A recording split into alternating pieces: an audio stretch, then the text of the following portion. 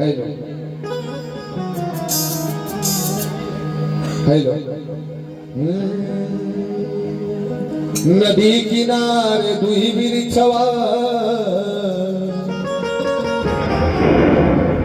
नदी किनारे दुही बिरिछवा एक महुआ एक आम ओ पर बैठे दुई मूर्तिया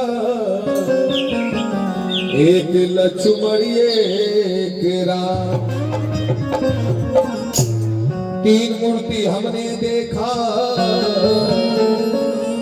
तीन मूर्ति हमने देखा राम लक्ष्मण जानकी एक मूर्ति और देखा बीच में हनुमान की तीन मूर्ति और देखा ब्रह्मा विष्णु महेश की तीन मूर्ति और देखा ब्रह्मा विष्णु महेश की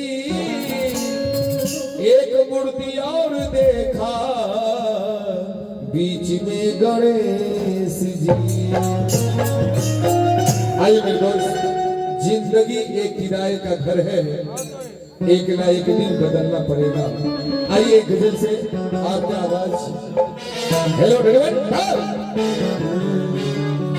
अरे जिंदगी एक किराए का घर है